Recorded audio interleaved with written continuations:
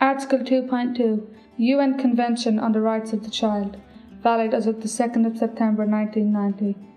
States should respect and ensure the rights set forth in the present convention to each child within their jurisdiction without discrimination of any kind, irrespective of the child's race, colour, gender, language, religion, politic or other opinion, national, ethnic or social origin, property, disability, birth or any other status. Amazing grace, how sweet it sound, save the rich like me.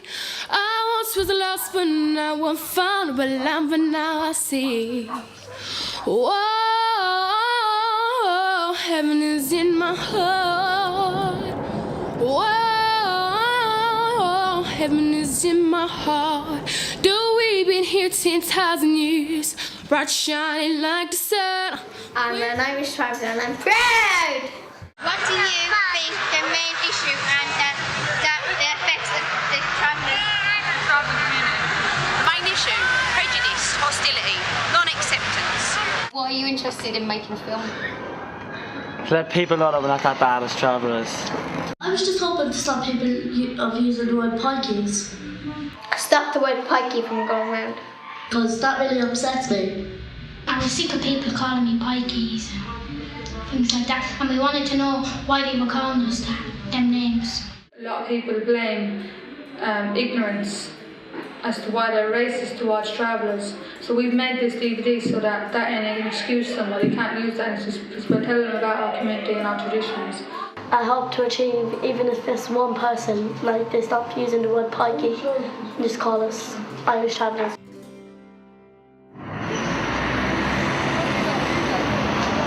Have you ever heard the word pikey? Yeah, it's a very derogatory term. Very. I don't like the word pikey. I think it's quite discriminating.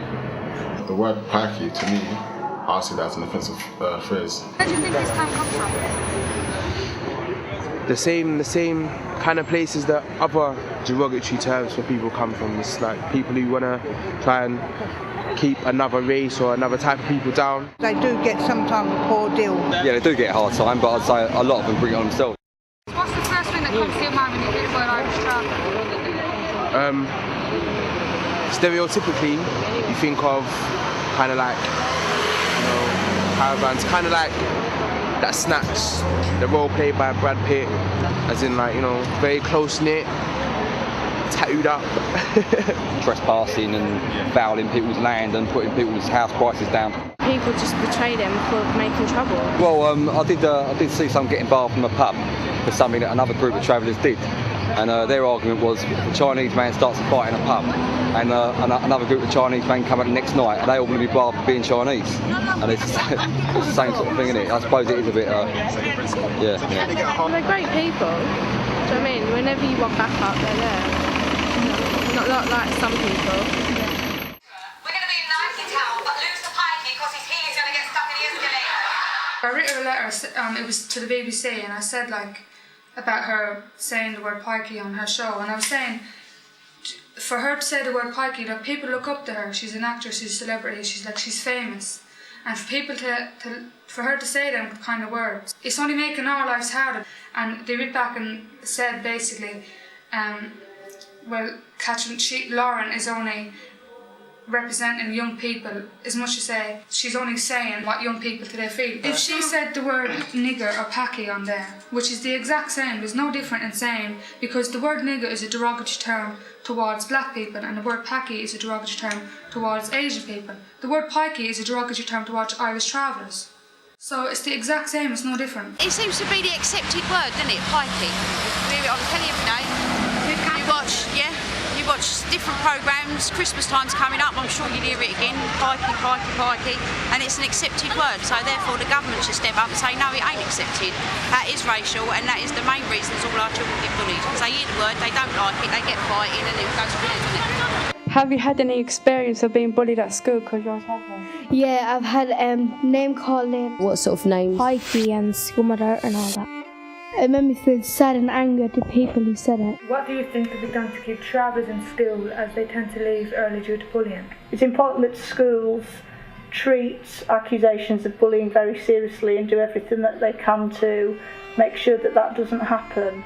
Teachers really didn't do nothing to help me because I was a traveller. A woman or man just said, go away, stop lying, just go and sit down, and didn't really pay attention to me when I said it. But for other people, if anyone else said it, they like sort the problem out. How has bullying in the school affected the travellers community? It affects all the travelling community really bad, even to the point some children have died. I also think what is essential is to look at ensuring that traveller children feel that they can achieve well in school and that it is a place for them. He said to me, you just come to school to get away from home, and there's no point in you coming in, you're not going to do anything. You're not going to do anything with your life. So that makes me really angry, and that's another reason why I want to leave school. How could you be more interested in going to school? Nothing. Nothing? No. Not any subjects that you particularly like, which if they did more of? No, there's just a lot of foods in it. I'm gonna continue till I'm 13, because that's when all the Irish girls, travelling girls, live. Sometimes I've heard attitudes expressed like, oh, I'm leaving, I'm not going to stay on after 13, so I think schools need to counter this. What you learn in secondary school tends to be based on set life and its expectations. For many Irish travellers, GCSEs and A-levels have no relevance to our lives. We learn what we need to know to our own community. The travelling culture is an oral culture. From the youngest people to the oldest people, we all understand and speak the same words. Older people will tell the younger people things through stories. Everything that I know, the old school, so to speak, from my dad's side, yeah, I learned a lot from my father and mother, whatever, and what I've known, I've passed on to my kids. If to take it on the board or not, I don't know, because there is so many, from living in England, there is so many different ways now, cultures going on, and it's very hard to keep track of your own. Also being a traveller back in Ireland or whatever, the travellers is more closely connected, you know, we looked out for each other one thing or another. But since we come over here, a lot of travellers have forgotten, in a sense, where they came from. It's very hard to forget where you came from. The Department for Children, Schools and Families have just announced that from this year 2008, schools across England will celebrate Gypsy Traveller Roma Month in June.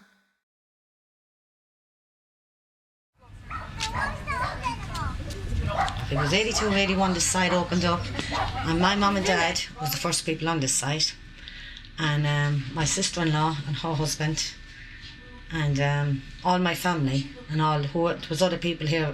When this site opened up, we were the first people to come in here. We are entitled to the same thing as what you've got in houses, a tenancy. We've got a licence. And in most of our licence agreements, it says our caravan have to be towable at all times. Well, it doesn't say that on your tenancy. Your house have to be movable at all times, because your house can't move. So we don't know any time of the day when they can come down here to council. They can evict us. They can give us a notice, and we have to be off within 28 days.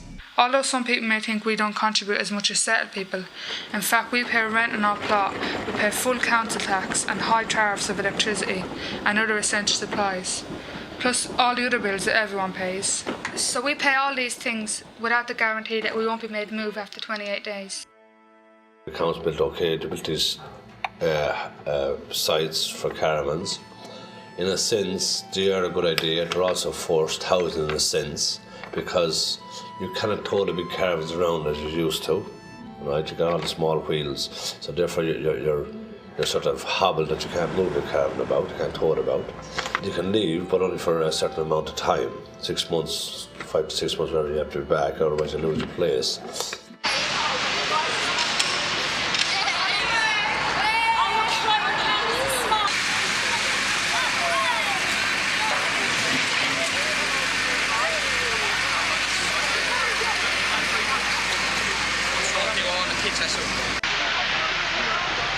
The government's decided they're going to build sites for gypsies and travellers. Yay! But what they haven't told everybody is that they have no possibility of even looking at when they're going to build these sites until after 2016. Well, we've been on the roadside now for 8 years. We're getting really really get to me now, I could do with a site and settle down. Not only for my sake, because I've 4 kids and not one of them goes to school. They don't receive no education, I haven't got a dentist, I haven't got a doctor's because I've got no fix to bow. It's very hard and I'm moving every other week. The Olympics, like where we lived, okay, whatever, we were getting pushed out there, mainly because of the Olympics. If the Olympics hadn't come along, I think we still would be where we are. You know, I left where we are, and probably possibly for another 5 to 10 years. Quite honest with you, to get our homes in order, get our place in order, is more important to us than a game of football and stuff like that. What it's actually doing as well is has caused the 20-odd families, whatever, 19, 20 families where I live, to split up, whereas I've been there for 14 years with them, you know, and I don't know if that's going to be a good thing, because it means that as a community, then we're going to be like a divided community. This government breaks the law by, when they're big travellers and put them on the road, it costs the taxpayers £18 million per year, every year. Yeah, that was done 3 years ago by the CRE. The problem is with Romney gypsies and Irish travellers, if they haven't got stopping places, if they haven't got sites, and if schools not taking these children in, then how the hell are these children going to learn to read and write? And you wouldn't consider living in a house, no? No way, I couldn't live in a house. No? My culture is to live in a caravan, that's where I want to live. I don't want a site. The minute you put in the postcode it here, which is E34NP, it comes automatically up as a gypsy residential site. Half the secretaries on there and then don't want to take you on, because as far as they're concerned, you're a gypsy.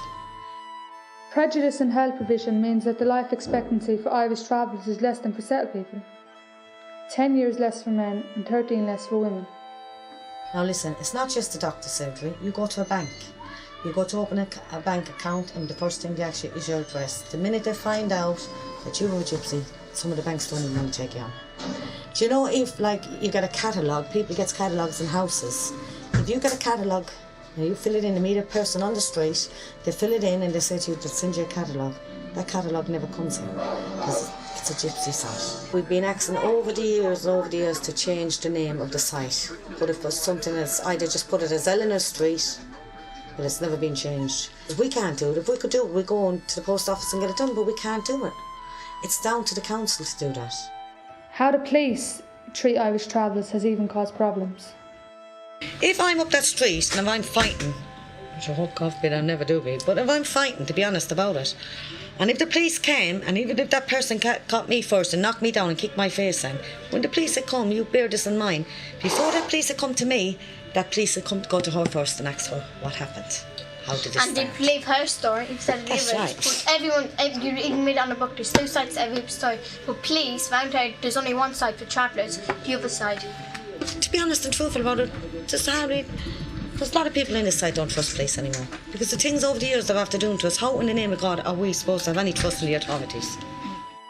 Gypsies and travellers, they're a weak link of people in this country. They don't get any justice. They're too quiet for their own good.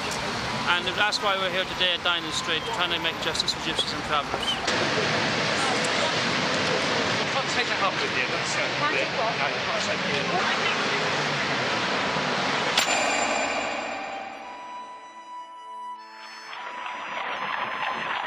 We are a unique people.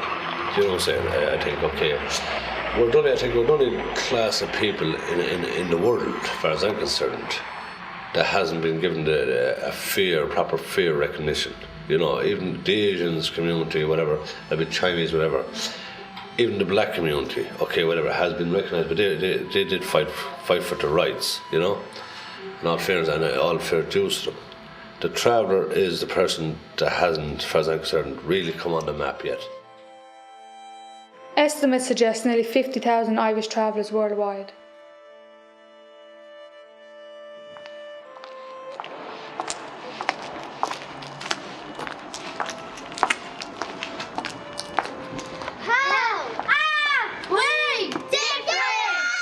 A lot of people haven't got really documented proof, right, of this. But what I've been told by settled people, okay, from the Cromwellian times and stuff like that, whatever, that originally it was people forced from the house time of the Cromwell times when he took over Ireland. That's gone back a long, it's not a week or two, it's long time ago. It was according to history. And during the famine times, right, this we're led to believe, because a lot of us wasn't educated enough to know if it's true or not, do you know? So I've been told a lot of this. And that we were forced from our homes by the Cromwells and whatever, the English, if you want to, that's the best way of saying it, the English. And we had to flee for our lives, we took to the roads. Studies of the Irish travellers' language, known as Gammon, Cant or Shelta, suggest they have been a distinct group in Ireland for at least 800 years. According to this theory, Irish travellers were originally a link between isolated communities in a rural society, carrying news, stories and music from village to village. When the invading English tried to destroy the Irish culture, the Irish travellers were key in keeping that culture alive. Some historians trace Irish travellers back as early as 600 BC, when metal workers travelled the country in horse-drawn wagons with their families. How much travelling did you used to do around the country? Oh, we did lots of travelling. Galway, Northern Ireland, Dublin, like Cavan, Monaghan. Has that changed? That's all changed. No travelling now. Originally they were called travelers, called tinkers and stuff like that, you know what I'm saying? If he was building wagons, he'd become a tinsmith, you know. So my dad became a tinsmith, and his only tools were, I used to make such things as steel basins to wash people in, whatever. Then you had buckets to carry water, and he sell them to the farmers and stuff like that. And that was basically a wage to them. It's a trade that has died out now because of the plastics invented and plastic buckets these days, whatever. Would they work from a young age? They work from about 12, 13. Okay, join their family, their fathers or uncles. And... At age 11, I had to do man's work. I had to learn very early to adapt and basically take whatever was thrown at me and just carry on regardless. Well, what did you used to live in? How was the sites like? There was no sites years ago. You camp along the side of the road. And what, like trailers or caravans or wagons? Tents. Horses and carts. Sometimes donkeys and carts. Because we're thinkers, we always think up something. Do you know what I'm saying? We always try and think of somewhere or another to earn a crust to survive. Laws that discriminate against Irish travellers have also destroyed traditional ways of making a living. Years ago you can go from door to door looking for work. That's illegal to do now. Another thing is, years ago you could stop at the side of the road and live there for a few days or for a few weeks, however long you got out of it. You can't do that anymore. There's a lot of people, travellers, that has gone into proper employment work, but the traveller themselves, majority of the travellers would sooner work for themselves and provide for their own families, their own wife and kids and stuff like that, which is a very, very good thing, because it still leaves the traveller with his independence of who he is. He's a man.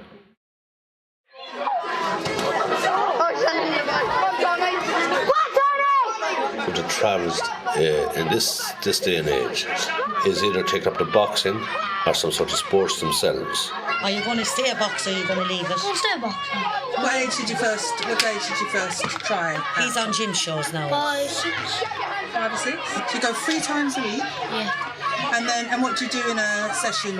How do you train? How does a boxer train? Well, I do sparring every day and bags and skipping. And on the murder machine. It's legal because they're only fighting themselves. They're not doing it for anything else. They're only doing it for to say, well, I'm a better man than you, and that's it, you know. So we've got girls doing kickboxing now. There's girls in doing kickboxing. They've often been championships all over the world. If you get there before In the old days, those are ways of letting off a lot of the pressures that was on them. give up on me, I'll meet you where my chores are through, and I don't know how long I'll be, but I'm not gonna let you down. Darling, wait and see, and between now and then, till I see you again, I'll be loving you. Love me. Weddings are a lot different now. They're more up to date. Years ago they had no receptions. Would everybody, like all family members, come down? They'd all together, yeah. So people travel from all over to come They're to them? pumping all over, yeah. Horses and cars, horse-drawn caravans. Oh, really? Yeah. Wow. Mummy, I want to show me coaching horses. It was snowing that day I got married. There was a heater inside the coach there was. This was my Lynn Guardian Angels, this is. All my bridesmaids, blue, the pink ones. And my pink bridesmaids. This is my best woman. She's my cousin. Wedding cake. Was it important to go to church? It's very important to go to church. Years ago, people wouldn't miss Mass. They'd walk with their bare feet to it. Even if it was a long way, they'd walk a long way? Snow with it, yeah. Wow. Would never miss Mass. How do you used to do like your Holy Communions and things? Communions was the same. Celebrations for children. Point to yourself. That's me. Why do Megan. Yeah. So how many photos can you put in there? Hop back, 2, 3. Hop back, 2, 3. Point. Hop. You look on the go. Hop. Cut 1, 2, 3, 4, 5, 6, 7. Hop back, 2. Back 2. Hop back, 2, 3, 4, 5, 6, 7.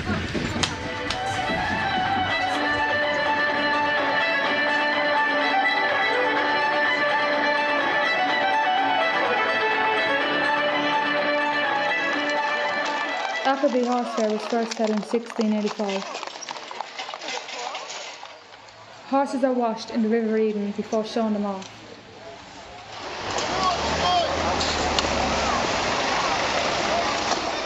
Thousands of Irish travellers and gypsies sell horses, meet their old friends and conduct family business here each year. We've been here 10,000 years, bright shining like the sun, with no issues to sing God's praise. For when we first begun, whoa, heaven is in my heart. Whoa, heaven is in my heart. Amazing grace. Us Irish travellers need respect as a culture and ethnic minority, decent and appropriate accommodation, access to quality appropriate education, including adult education, equality to access to all public and private services, and no more using the word pikey. Whoa, heaven is in my heart. Though we've been here 10,000 years, bright shining like the sun, with no issues to sing God's praise. For when we first begun, whoa, heaven is in my heart. Whoa, heaven is in my heart. Amazing grace, how sweet the sound. Say they're rich like me. I once was lost, but now I'm found. But now I see. Whoa, heaven is in my heart. Whoa.